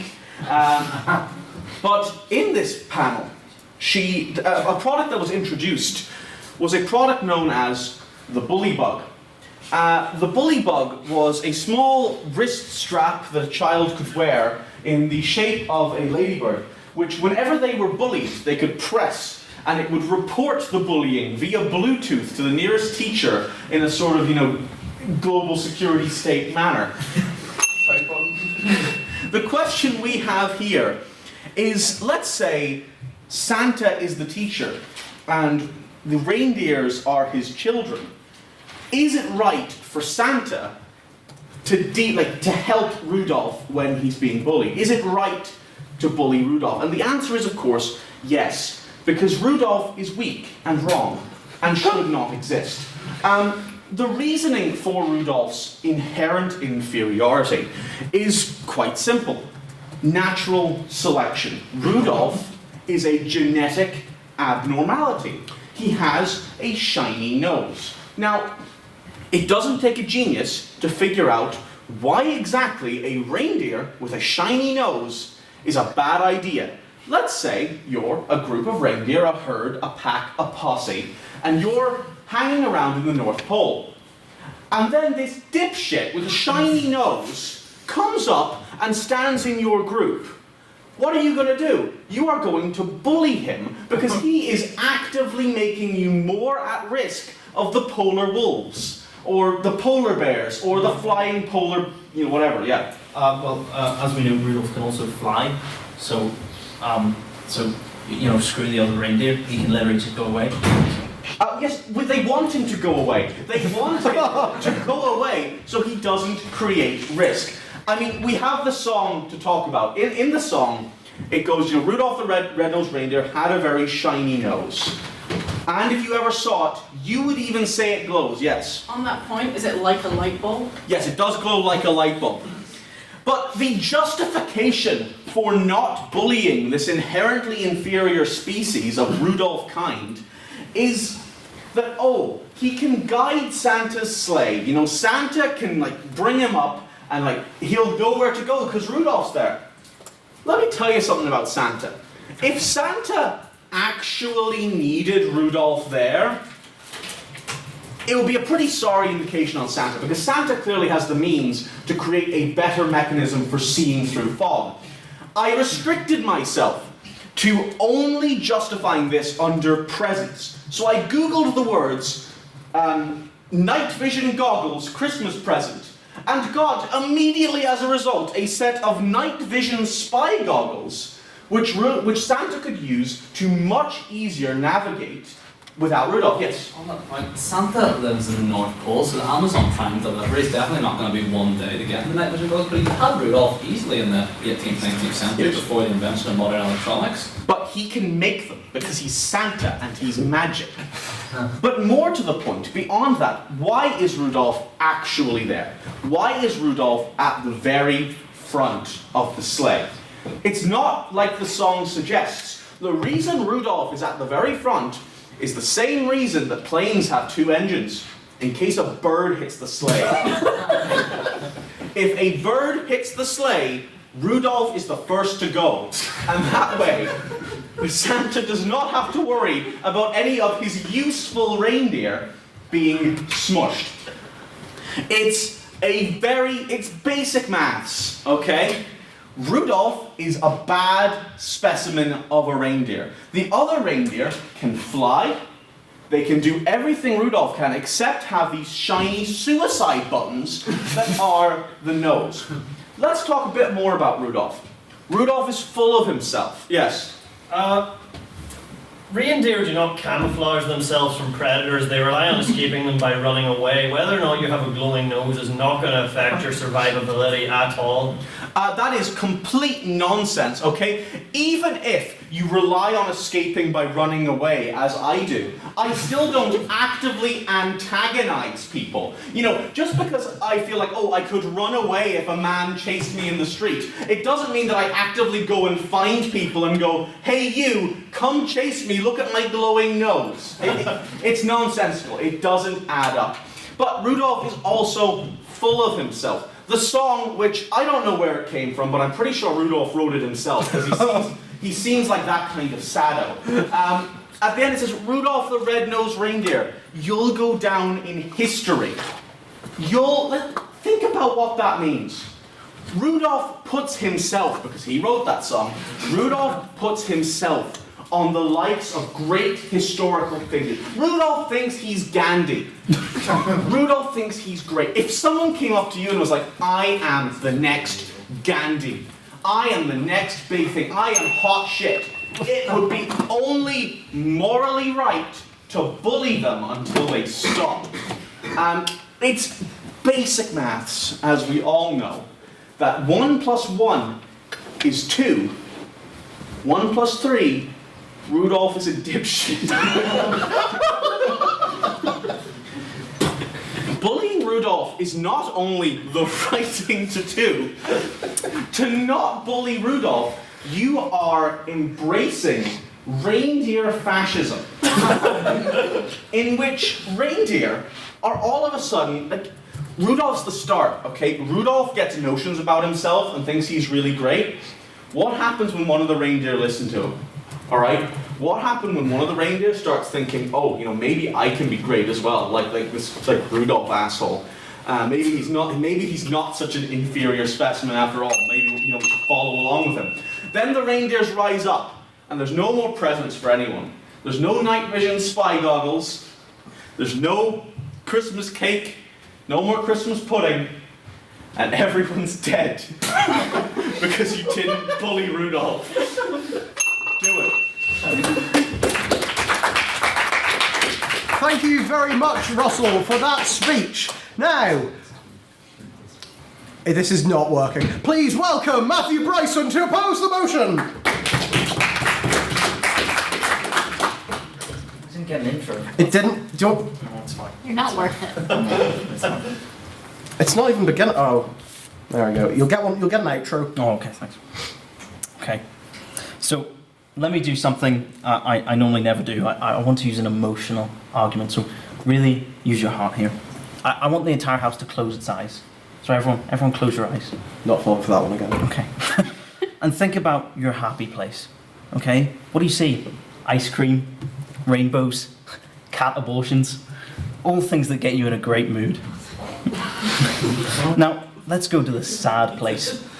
Please, eyes closed, please. What's there? Tears, unfulfillment. And wait, what's that coming over the hill? Is it a monster? Yes, and it's called Russell Nairn. You can now open your eyes.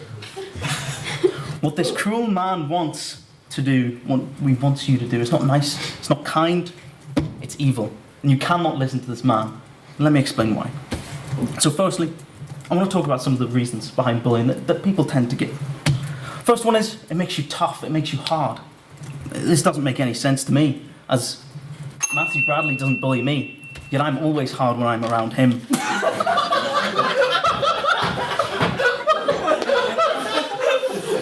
I could have gone really either way, to be honest. I'm sure. And you know what his entire claim is that it's fine to bully people, you know, if they deserve it. You know, yeah. Well, I want the house to think what Mr. Nairn wants you to do. He wants you to go up to Rudolph and say, you know what, you're poor, you're smelly, and I hate you. And after finishing the rest of the Tory manifesto, he wants to bully him as well. And one thing he's got distinctly wrong is that he said he's weak, he's wrong, he's not powerful. He's got the dynamic of the sleigh completely wrong. Rudolph is the most powerful reindeer. He leads the sleigh. Where he goes, the sleigh follows.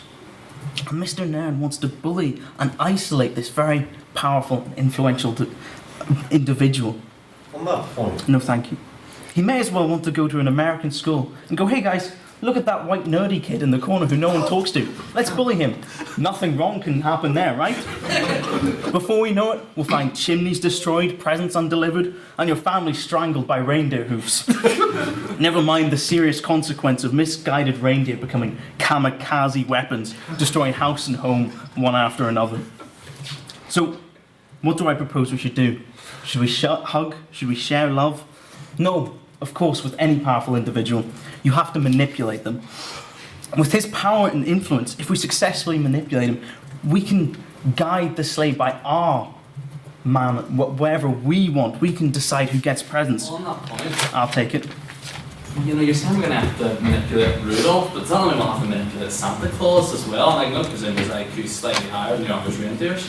No, because Santa is completely irrelevant. It's like a rider on a horse. The horse goes where it wants. The rider thinks it has control, but when it loses control, does the horse just suddenly stop? No, it goes wherever it wants, much like Rudolph, the most On that powerful. point. No, thank you.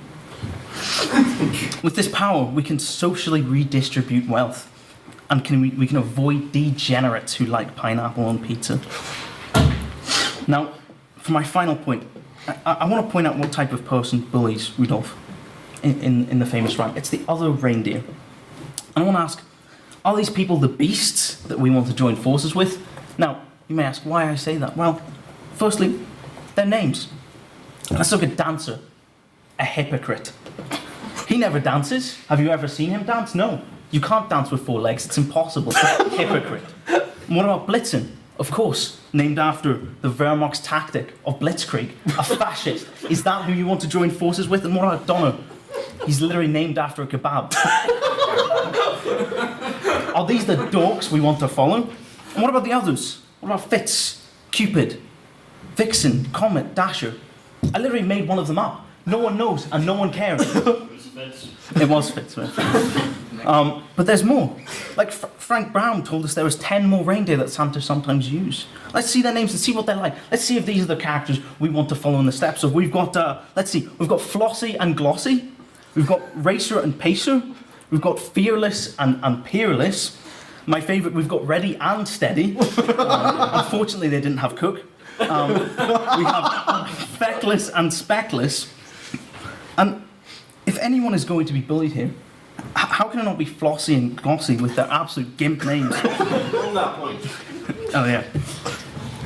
Surely this illustrates my point excellently, in that the other reindeer look at themselves, they see absolute gimps amongst their number, and they still pick Rudolph because he's that much of a git.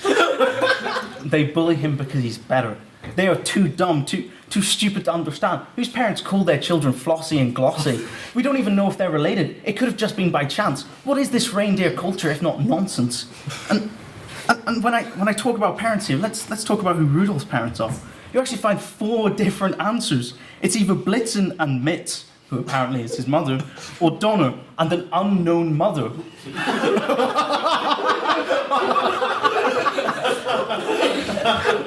And to remind the house, this is where it gets worse. Donner and Blitzen were part of the group that bullied Rudolph. They stopped him from playing reindeer games. So to literally put this in perspective, Rudolph went to his father/fathers, went, please, can I play games with you? Can I play Monopoly? Anything. And they said, piss off, you dirty nonce. Is this the team you want to be on? You alright, mate? Listen, Rudolph is a poor, abused animal, and only by manipulation can we fix this problem. Don't go to the sad place. Vote opposition. Thank you very much.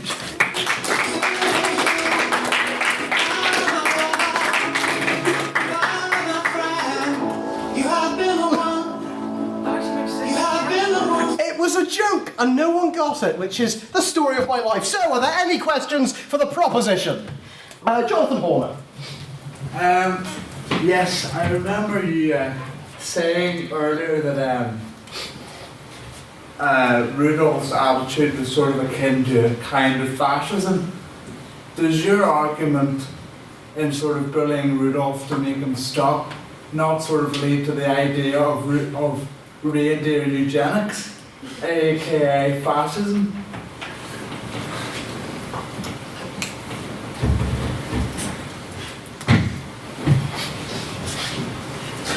Perhaps. But you see, it's different. True reindeer eugenics has never actually been tried. We see in this instance, when Rudolph exists, when we allow Rudolph to exist, he is fundamentally causing problems for the sanctity of Santa's grotto. The entire society is destabilized. And that's a point where a strong leader like Santa Claus needs to come in and say, what's going on here, guys? And I'm not saying kill Rudolph, okay? At no point in this motion do I call for killing Rudolph. I call for bullying him. Bully him until he feels so bad that he gets plastic surgery so he can be normal. That's all I want. And he can otherwise operate fine. I'm not calling for reindeer eugenics. I'm calling for reindeer body shaming. Bryson, do you wish to respond? No. Are there any questions to the opposition? Matthew Sullivan. Look, you say about Rudolph's parents, whoever they might be, being among his bullies. Isn't that a bit telling? Such an asshole that even his parents don't want him around. Relate? Really sad. What this shows is that he was a poor young creature, abused, not playing any reindeer games because his father/father's possible mother, possible not mother, got all of their friendship to abuse him as well as they did. And yet, what did it change? Nothing. He just stood there sadly until Santa, who, by the way, opinion the entire council they voted for, is disregarding, took him under his wing and said, I'll take you, buddy. You're a good lad. And do you know what? Now we get presents every year and not kamikaze reindeer. Yeah. Once again, Bryson has completely ignored the justification for Rudolph being at the front of the sleigh, which is in case a bird hits him. But additionally, he ignores the actual text of the events. Which went as follows, because the song is obviously very misrepresentative because it's written from Rudolph's perspective, and he is, of course, a fascist and propagandized and misrepresented the story. The actual transcript of events is as follows. Oi, Big Nose, get on the front, you're on bird duty tonight.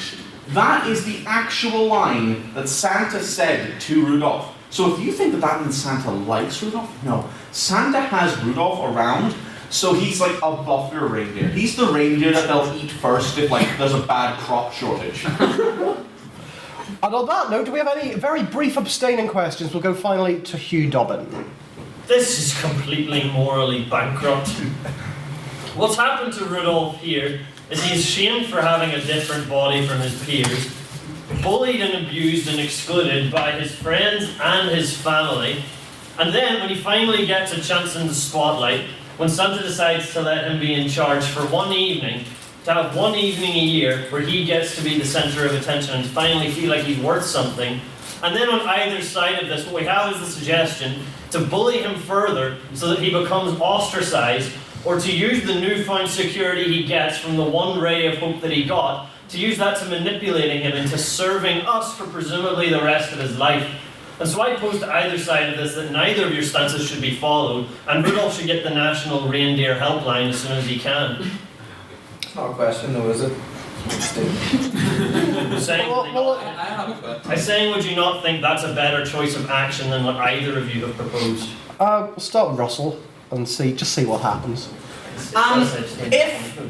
If Rudolph wants to call up the National Reindeer Helpline and tell them how much he's being abused, fine, he can do that. Now, the first thing that's probably going to happen is they're going to think he's an asshole. They're probably going to join in the bullying. But beyond that, let's say he does call up the National Reindeer Helpline. I'll be the first to give him the number, because that means they'll take him away, and we won't have to look at him anymore. Jesus. See, the issue with that is you wouldn't be able to bully him anymore, so, it again goes against bullying. But But no, I disagree. I think I think it should be a good. We should use the power that we have to change the world for the better, and that means manipulating this poor abused creature. Okay. So this evening we've heard a variety of opinions. We've heard that an empire designed to be pure evil is actually okay. We've seen speakers be surprised at the last moment, and we've heard both sides suspiciously similar arguments on whether we should bully Rudolph. But now it is time for the vote. Can you morally redeem yourselves as a house? I doubt it. So, all of those that would bully Rudolph, please give me a Yuletide yes! Yes. Yes.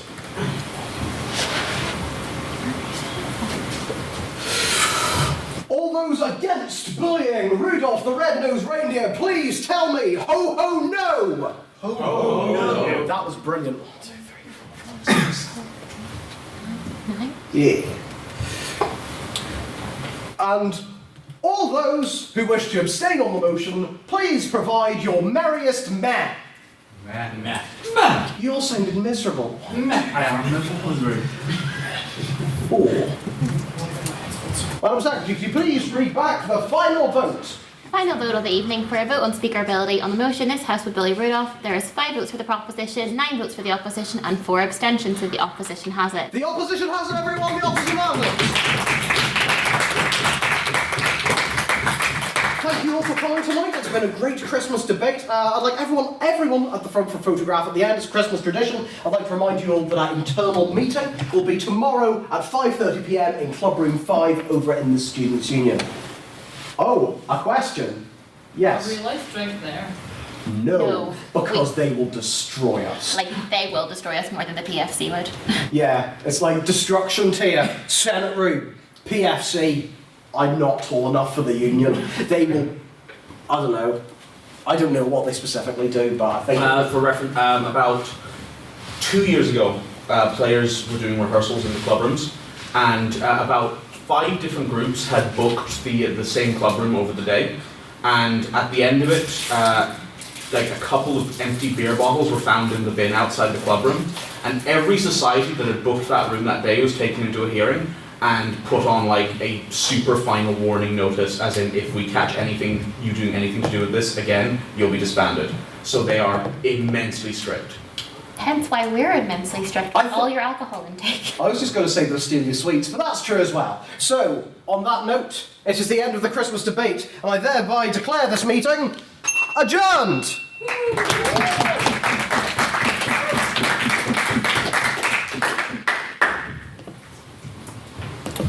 What the fuck is that? Everyone to the front for a photograph, I believe. Yes, she did. Because I was going to take it last year. Took it last year. Well, yeah, that was incredible. That's beautiful. Can you see why?